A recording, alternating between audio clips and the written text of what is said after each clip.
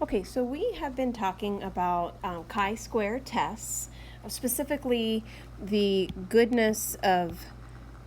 chi-square goodness of fit test. Okay, and there are actually two other chi-square tests that are going to fall into this chapter. I want to just do a brief review here of the goodness of fit test to make sure that we're comfortable with that so that we can see how that test is going to differ from the one that we're going to discuss today. The goodness of fit test involves one categorical variable in just one population. Okay, and that's the key aspect here, is that you have only taken a sample from one single population and you are only measuring one categorical variable. And as we had discussed before, we know that the null and alternative hypotheses are such that the stated distribution of the categorical variable is correct. And what that basically means in the previous example that we had discussed was maybe like the Mars Candy Company is stating that the distribution of their colors is a certain percent. And then we're saying, okay, that is correct, what they said, versus the alternative would be that their stated distribution of colors across their, say, plain M&Ms is not correct. Okay, now what we're going to focus on here today is a second type of chi-square test, and this is called the chi-square test for homogeneity. Okay, and that root word for homogeneity is same, and you'll see how that'll play a role here in these tests that we're going to do today. But the most notable difference here about running a goodness of fit test versus a chi-square test for homogeneity is we are still only measuring one categorical variable, but now we're measuring how that one categorical variable might differ across two populations. Okay, across two populations. How that's going to look in the null and alternative hypothesis, the null is saying, look, there's no difference at all in the distribution of this categorical variable across, say, these two populations.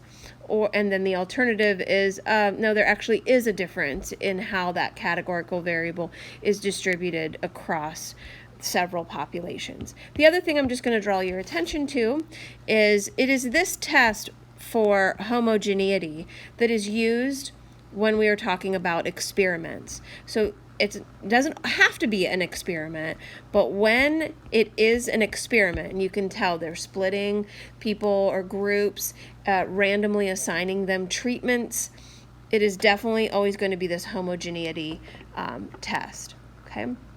All right, so underneath here,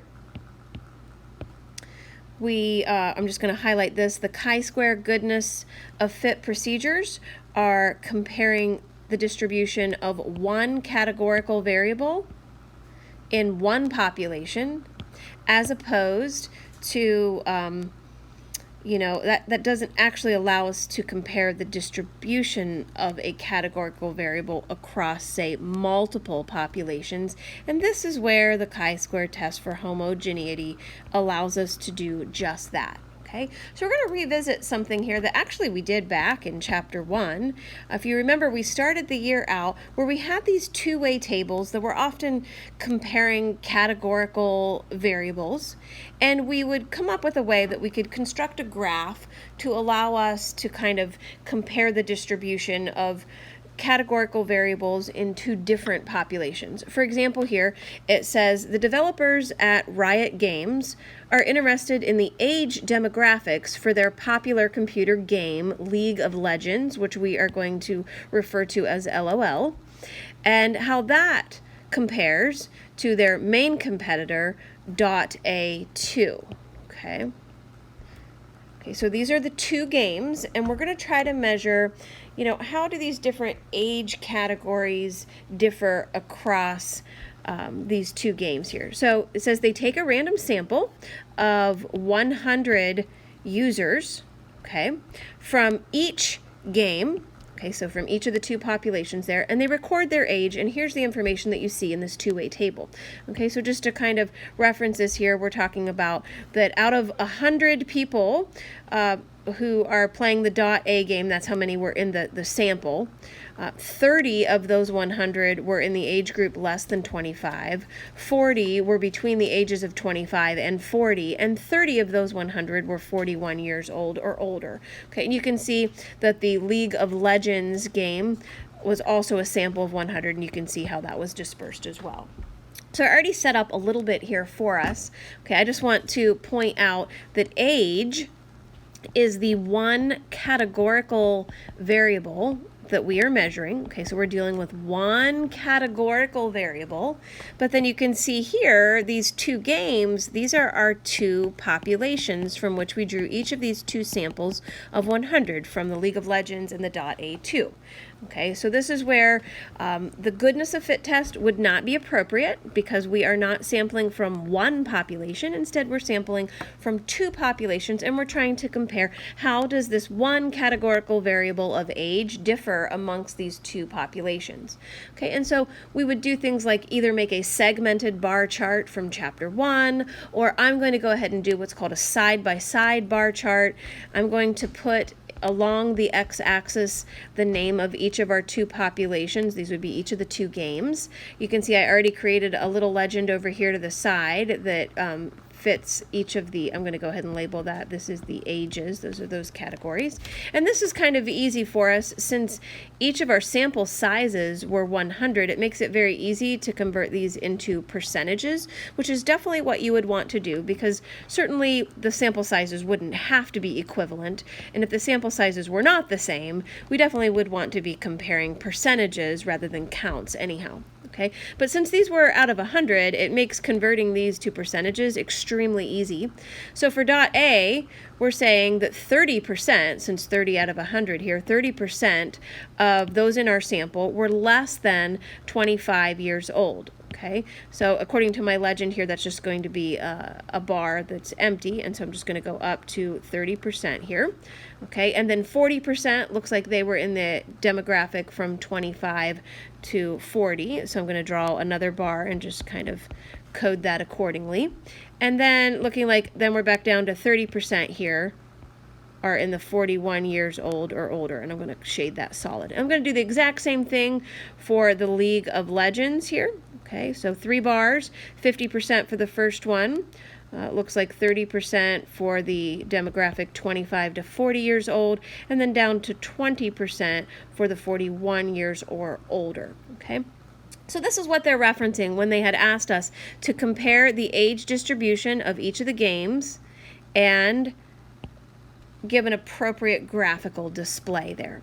Okay, so let's go back and look at how this test for homogeneity is going to allow us to see if there is in fact a difference. Because if you look back at the graph, it does kind of feel like the League of Legends game has a bigger draw for the younger age group. There were 50% of the 100 in the sample were under the age of 25, whereas for .A2 only 30% were. Okay, so the graph kind of gives a sense that maybe there is something happening here with how this categorical variable is differing among the two populations, but we really need to run like a specific significance test in order to be able to distinguish this. And this is where the test for homogeneity kind of comes into play here. Okay, this is called the chi-square test for homogeneity. Okay, I'm just going to write down here though, please keep in mind that this doesn't have to be an experiment. Okay, it does not have to be an experiment. However, it is important that you know that if it is, then this is the chi-square test to use, the chi-square test for homogeneity. Okay? All right, so we are going to focus on the fact that we're dealing with one categorical variable across either 2 or more populations or treatments. Our null hypothesis is there would be no difference in the true distribution of, in this case, ages across the two games. And then the alternative is that there is a difference of the distribution of ages across these two games. You can see they're listed very generically in this box here though. Okay, now a little different, how we get the expected counts. This is kind of a new thing here. Okay, and I'll walk you through this with this example, but we're going to take the row total times the column total and divide that by the grand total here. Okay, so we'll come back and revisit that. You can see that the chi-squared test statistic, and I should include a sigma symbol here for the summation of the observed minus expected squared divided by expected. Okay, the other thing that is slightly different here with this chi-square test for homogeneity is how to get the degrees of freedom. And that is 1 less than the number of columns multiplied times 1 less than the number of rows. Okay? All right, here are our actually 4 conditions. Okay, these are our conditions here. We know them quite well. The samples have to be taken randomly. The 10% condition, we know the large counts condition is referring to all of the expected counts, each one being at least 5. And then that the samples, since we're talking about taking from 2 populations here, were taken independently of each other. One thing that you should note is both the 10% condition and the independent samples, that does not apply for experiments. Okay, those are linked heavily to the fact that you were sampling without replacement. When we talk about experiments, that is, things are randomly assigned, treatments are randomly assigned there. Okay, so let's take a look at this example where we made the graph on the earlier page here, and we're going to run through how to do a chi-square test for homogeneity. Okay, now what we see here in the table, these are all of the observed counts. Okay, those are provided for us here. These are the observed counts. Okay, and you're going to notice that I have here the same acronym that we use for all of our significance tests, which is the Phantoms acronym. Okay, now the difference with this though is when we do chi-squared tests, as we did with the goodness of fit test, there is nothing for the p step, the parameter, so we skip that. I just have that x'd out. Okay, our hypothesis are going to read like this.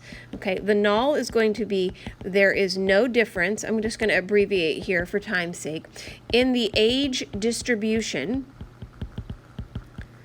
for the game populations. Okay, specifically we're talking about .A2 and LOL. Okay, and then here I'm going to say for the alternative, there is a difference in the, you wouldn't want to do this on the AP test, but just for the sake of time and keeping this video shorter, the rest of that would all read the same. There is a difference in the age distribution for the game populations. Okay, now I'm going to go ahead and run through our conditions. I'm going to go ahead and tackle these 2 conditions, random and independent, all in the same statement. We've done this similarly before here.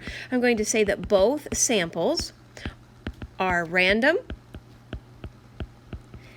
and independent of each other. Okay, this was not an experiment. There was nowhere in here where we were talking about taking people and randomly assigning them to like which game they would play or anything like that. Okay, so the 10% condition should be used. Okay, we multiply the sample size times 10, that's 1,000. That is certainly less than or equal to all of the gamers. And I'm going to say for each population, since the sample sizes were both the same.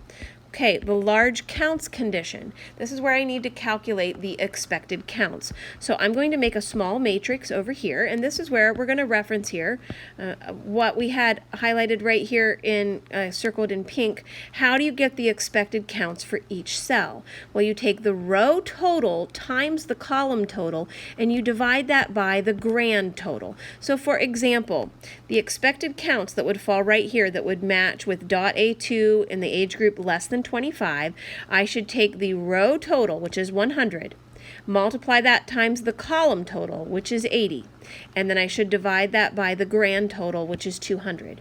If I do that, I get 40. Okay, I'm going to repeat that same process, but I'm going to slide over here to get the expected counts for the age group 25 to 40 for dot A2. I'm going to take this row total of 100 times the column total of 70, and I'm going to divide that by 200. Okay, so once again, the pattern is row total times the column total divided by grand total. That gives me, and I'm going to label this matrix as the expected counts. Okay, the name of this test is the chi-square test for homogeneity.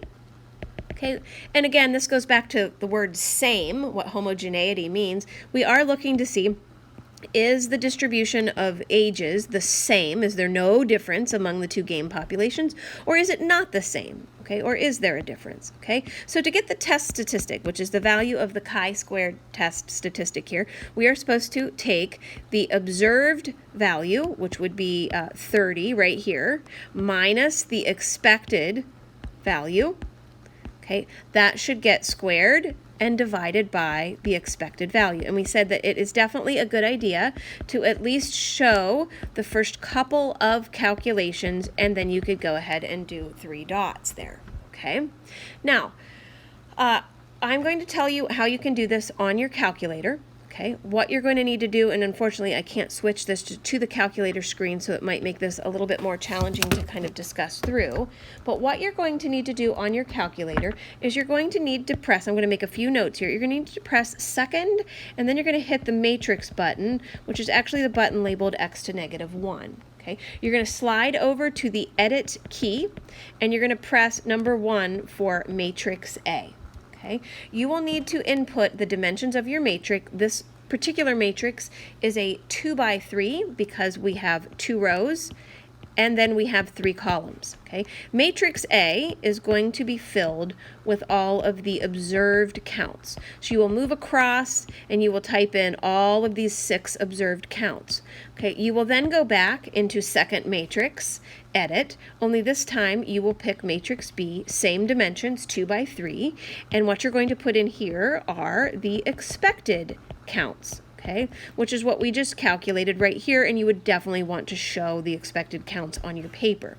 Okay, once you have matrix A with the observed counts and matrix B with the expected counts, you're going to go back and you're going to press the stat button, go over to the list of tests, and actually if you scroll all the way down to the bottom, you will notice there are only 2 tests labeled with that chi-squared value. Do not pick chi-squared GOF, that's goodness of fit. Instead, pick the generic one labeled chi-squared test. Notice it doesn't say homogeneity, but you are picking that chi-squared test. When you select that, it should automatically be defaulted that the observed are matrix A and the expected are matrix B. Okay, go on down to calculate, press enter. It will then give you the chi-squared value, which is 8.43. It will also report to you the degrees of freedom as 2, and it will give you the p-value, which I'm going to go ahead and carry out to 4 places.